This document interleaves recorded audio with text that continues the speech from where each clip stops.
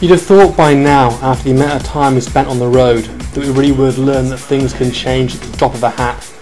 We got ourselves sorted and got out of Omaha, and we'd recovered after the tornadoes had narrowly missed us and caused the fatalities to our north. We naively figured, it's the I-80, it's a long straight road, what can possibly go wrong?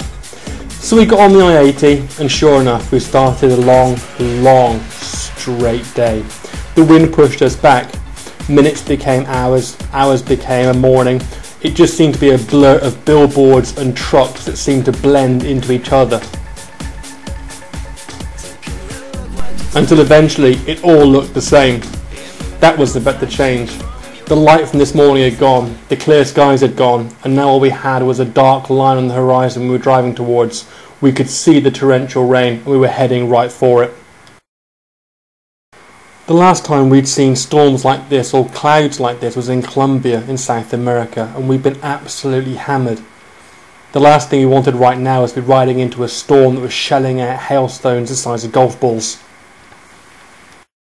Thoughts of our own safety were pushed to the back of our mind as we drove closer to Iowa City and began to see the full extent of the damage and the devastation caused by the floods.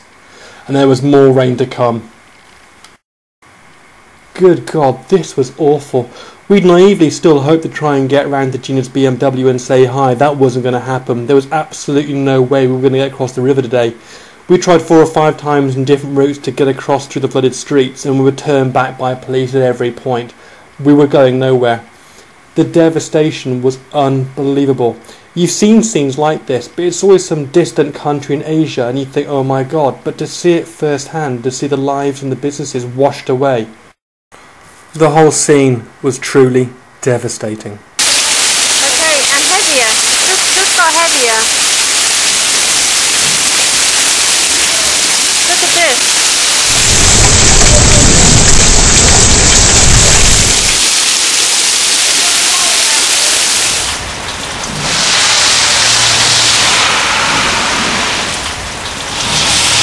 Some of the rooms here are almost flooding. Ours is just a tiny bit further along. You can see where the bikes are. Not good though. Once again, we've been blindingly lucky. We'd taken a small room at Motel 6, and although the 4 or 5 rooms to our left had been soaked, we stayed high and dry. The following morning we packed up under heavy skies and stood about trying to get to Gina's once again, this time with a little more luck. We got across the water, it had receded a little, and you've never seen 2 people so happy to get to a BMW dealership. And it was great to see some other mad motorcyclists had also made the attempt to get there. So right now we're happy, we're dry, we're with new friends, and we're looking forward to the presentation at Gina's. Right now we're going to get ourselves sorted, have a cup of coffee, and we'll talk to you again very soon. Cheers!